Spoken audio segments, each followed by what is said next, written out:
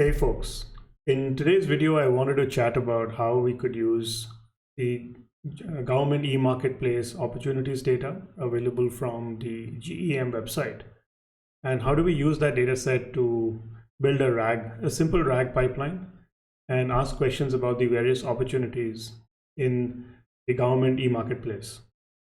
For those of you who don't know what the government e-marketplace is, it's a portal where the Indian government solicits businesses and companies to provide tenders and bids for all the procurement that they're doing at the government level. This is a website that you can visit and identify a lot of different product and service opportunities. So if you were a business or planning to get into supplying to the government, you could identify a lot of opportunities from the website. And the best part is that this is a massive opportunity, right? If you look at the numbers here and go to the analytics section, sorry, not the analytics section, there is a section for numbers, and I've actually taken a screenshot here to check it out. Yeah. So these are some numbers that they've published on the website, and I've taken a screenshot for here for this video. The interesting piece is that last year alone, the government ordered goods and products and services in the range of 27 billion US dollars, or 200,000 crores INR. That's a massive opportunity, if you ask me, right? This is a lot of great products and services the government is looking for, and people in the industry, in the country, are bidding for it on the government e-marketplace website. And there's a lot of information for us to analyze. I mean, it's not just about going here and browsing, but if you wanted to get like a data set, here you have it.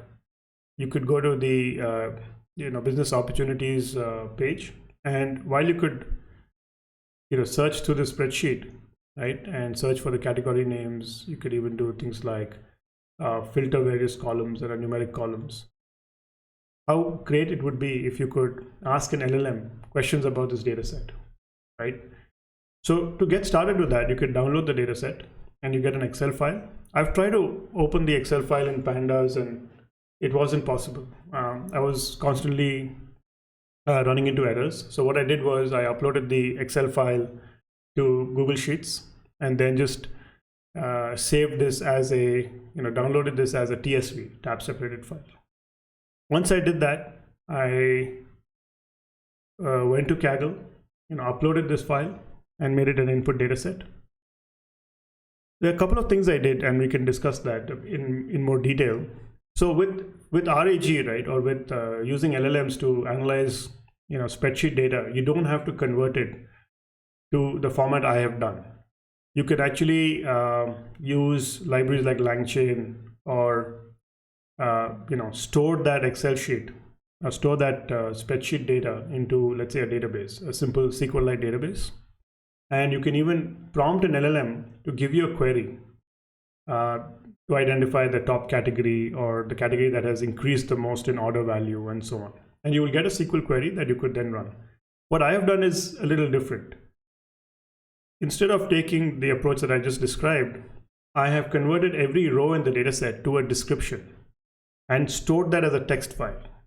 So for every row in the dataset, and as you saw, the dataset is something like this, right? It tells you the category name, number of sellers, number of OEMs, number of catalog items, the order value in INR for the last financial year. Similarly for current financial year, order volumes, and then there is this link to look at all the brands that are involved in this particular category. And this will take you to the website, the GEM website. Now, what I thought of doing was, hey, can I convert this to a description text? So what that would mean is for every row, I extract the various specific column, say category, the order value, and so on, and convert that to what looks like a description of that particular row. So it says the category had an order value of so and so last year, and this year the order value is so and so INR. There are so many sellers in this category, and so on, right? Now for every row I convert to this particular description text, and then store that in a file. And that file is in my Kaggle working directory. I then, install the regular libraries, LangChain, OpenAI, Llama Index. Llama Index is, by the way, one of the best libraries for building your RAG pipelines. And this is some boilerplate that is probably a few months old. I could probably improve it, but it's very straightforward. This is not, I wouldn't put this in production. This is really to play around with data for yourself, right? And if you were to analyze EM data for yourself or for your friends or somebody this is a great way to understand, in a conversational way, having a chat bot almost telling you what are the opportunities for government e-marketplace data. I'm using the GPT-4 Turbo so that we could reduce the cost of using GPT-4 and also increase the context length. Although in this case, I don't think the context length is a problem. After we run through this piece of code, you get your data is indexed. So you read the file in this directory. That's only one file, descriptions.txt, that I've created here in the previous cell. You read the data set and you index it. So basically what you're doing is extracting embeddings from the text and storing it in a local index, a local vector index. Now, when you get a query, and let's say the query that I'm asking is, what is the opportunity in categories like analytics and software? Provide a detailed answer and provide order values and seller information for these areas and any related areas. So when you run this cell, what's happening is, the typical RAG approach where this query text is being converted to a vector embedding. And in this case, it's going to use the OpenAI embeddings. It will then query the vector index that you have locally and find the top 10 similar results. It will extract the text. It will take the text that has been returned and create a prompt that will then be sent to GPT-4 Turbo. And the response is below, right? And the response is pretty interesting. It talks about, I've obviously instructed it to mention the order values, the seller information, and GPT-4, as you all know, is very good at following instructions. Not like other open source models where instruction following can be challenging sometimes, but GPT-4 is really good at following instructions. So you will get, very good information about the various categories that are related to, your analytics and software. And then it will tell you the last fiscal year's order value, fiscal or financial year, I think very similar. And it gives you all these details, right? It tells you around 8 items, maybe only 8 items were matched based on the query. And here's the results, right? It's a very, very good way of identifying quickly what's happening with that data set. And then there's a little bit of a narrative in the bottom, right? It gives you a little bit of an analyst, I would say an analyst interpretation or analyst overview of what it considers to be these opportunities. So we can even go and try, say, what is the opportunity in categories like, say, artificial intelligence. Oops, artificial intelligence. Okay. And this takes a while. I don't know why it takes more than a few seconds. Probably the API usage. GPT-4 generally takes a little bit of time compared to 3.5, but the results are very interesting. And the way you can ask these questions is, you can ask the way I've asked, but you can even say artificial intelligence, comma, you can expand the query. You can say other items that are similar. In any case, it says it's probably this is probably the case because there weren't too many items in artificial intelligence. And I actually cross-checked with the data set by just doing a simple keyword search. There aren't too many. So what it's given you is just that one item or one category, video AI-based video analytics software, and it's describing the order value from last year and how it has dropped this year.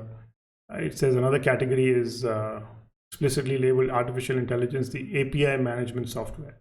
Now this may not be, it could be related, I'm not sure. The categories are not very descriptive. So the LLM doesn't get a lot of context other than just the category names. and then it gives you a summary, right? It says it's a declining based on the provided data with substantial drop in order value.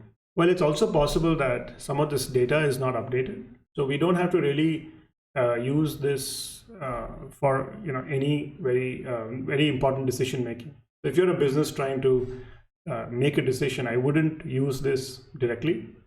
I think it's more directional or more informative.